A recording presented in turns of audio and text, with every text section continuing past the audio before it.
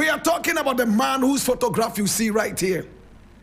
Francis Atta Nzerebe. Francis Atta Nzerebe. How many of us know and how many of us remember that there was a certain head of state of Ghana who shamefully was kicked out of the presidency because he took a bribe? There was a Ghanaian head of state who took a bribe, and because of the bribe, he had to be taken out and kicked out, my brother. He was removed. Which head of state was that? Which head of state? Do you know? J.A. Ankara. This was the man he took the bribe from. J.A. Ankara took a bribe from this man here. And this is J.A. Ankara. This is J.A. Ankara. He was a fine soldier. Nkrumah described him as a cowardly soldier. He used to run away from gunshots and all that. Nkrumah wrote in his book. Nkrumah even sacked him from the army, my brother, my sister, because of bad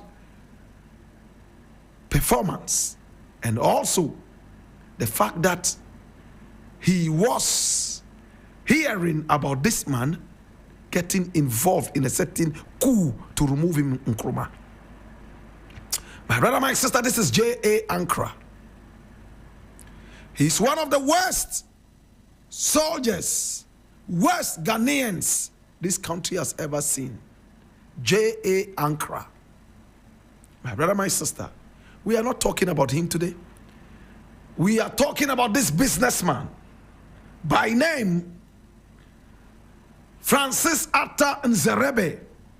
Now let us look at it. The class will last only about 6 minutes and we'll be done.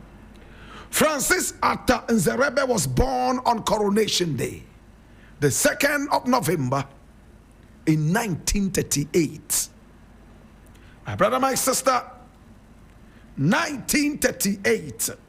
Oh yes.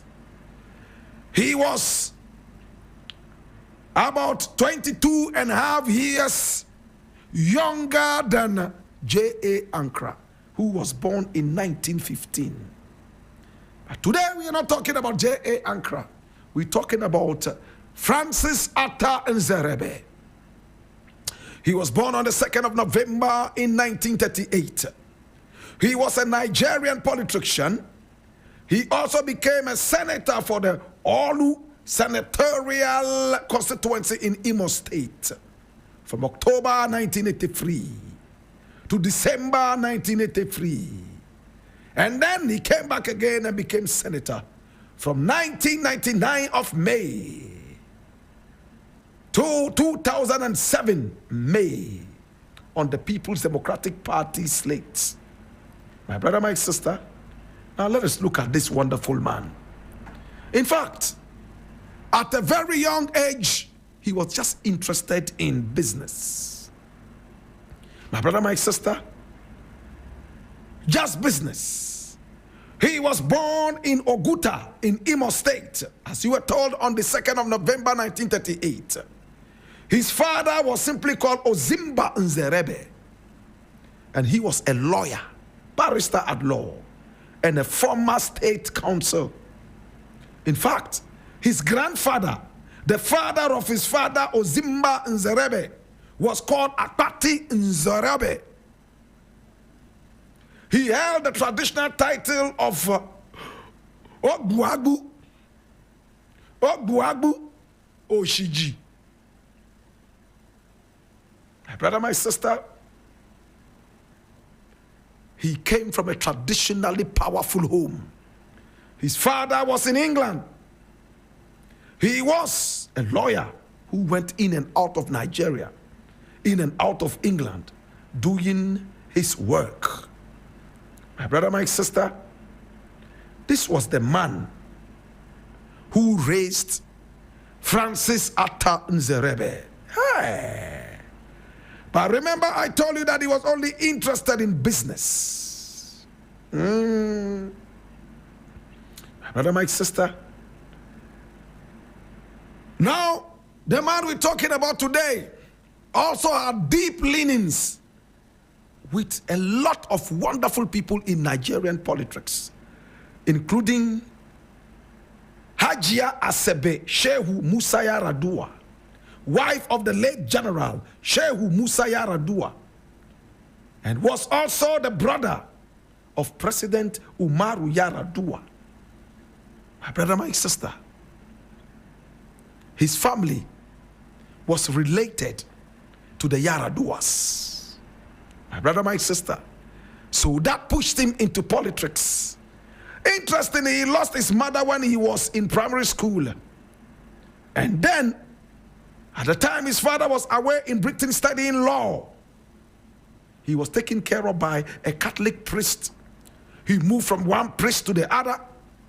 My brother, my sister, in order to further his education. So he didn't really see so much of his father and mother when he was growing up. He attended the Bishop Shanahan College, Olu, and Holy Ghost College, Owerri. In 1957, my brother, my sister, when Ghana became independent, he traveled to Lagos, where he obtained employment with Nigeria's Port Authority as an engineering cadet. And a year later, he received a scholarship from the NPA to study marine engineering. He took courses at Portsmouth College of Technology and later attended Chesterfield College of Technology in England. And by 1960, he was selling life insurance to black immigrants in Britain, returning to Nigeria in 1961. He was briefly in employment at Shell for just a few months. My brother, my sister, and he was an Air Force cadet. Thereafter, he worked for the Gulf Oil at the firm's S. Kravos facility. This was 1961. Nigeria had just become independent a year ago. My brother, my sister, because he was so interested in politics, my brother, my sister, he decided to open a firm by name Jafan, Geafan, Jafan. It was a public relations firm with one Ghanaian and two English partners. He strategically put a Ghanaian there. And that Ghanaian, my brother, my sister, you will soon get to know why he put the Ghanaian there. Now, the firm worked with a number of African diplomatic missions in London, including the Ghana High Commission. Now, the well-dressed and mannered Nzerebe was able to gain the confidence of a few notable clients. Now, through the Ghana Commission, he met with Dr. Kwame Nkrumah, first president of Ghana, and started to work for him in public relations. Nkrumah also introduced him to other African leaders. And by 1966, when Nkrumah was overthrown, he naturally was passed on to the NLC, the so-called National Liberation Council, at the time headed by J.A. Ankara. All this while, Francis Arthur Nzerebe had become so rich. He had made so much money with his business connections introduced to him by Kwame Nkrumah. So much money he made. My brother, my sister, he started to deal with J.A. Ankara. My brother, my sister, he developed a working relationship with J.A. Ankara, head of the Liberation Council. But when Ankara, in April 1969, was discovered to have taken a bribe from him in order to give him a lot of contracts in Ghana, illegally, my brother, my sister, he took so much money. Ankara was shamefully kicked out of government. Oh my God. The moment Ankara was kicked out of office, all the links of Nzerebe in Ghana fell flat. He no longer had any links. In 1969, oh my God, He decided to move on with his business. Hey. And as an astute businessman, he tried to find more links. He made billions of dollars by 2018. Hey. Then he started as a prominent supporter of the Association for Better Nigeria, which backed General Ibrahim Babangida. And he developed another working relationship with the president. My brother, my sister, he was a money bag. Then on the 10th of June, 1993, Nzerebe tried to stop the election of Nigeria, relying on a court order which his group, Association for Better Nigeria, ABN, got from a midnight ruling from late Justice Bese Ikpeme of Abuja High Court. ABN was known to be pro-Babangida. My brother, my sister, he was in bed with Babangida long before Babangida even became president. My brother, my sister, he himself became a senator. Oh my God, for a very long time. My brother, my sister, he was even appointed a member of the board of trustees of the PDP. But when COVID-19 came, unfortunately, he couldn't withstand it. He died on the 8th of May in 2022 from COVID-19 at the age of 83. Today we remember this man who gave a bribe, hefty bribe, to J.A. Ankara, a man Nkrumah trusted and opened him up to so many business opportunities and friends all over Africa. Nkrumah used his own contacts to help him go around. When Nkrumah was overthrown, he still dealt with Nkrumah's enemies, working with them, indirectly betraying Kwame Nkrumah. Where he could bribe his way through, he did. He gave the very first known bribe in the history of this country. At the presidency, the head of state J.A. Ankara took it, and they kicked him out of the presidency so shamefully for taking a bribe. This was the man responsible. And DJ Phil is looking at the face of the man. Yes, this man gave a bribe.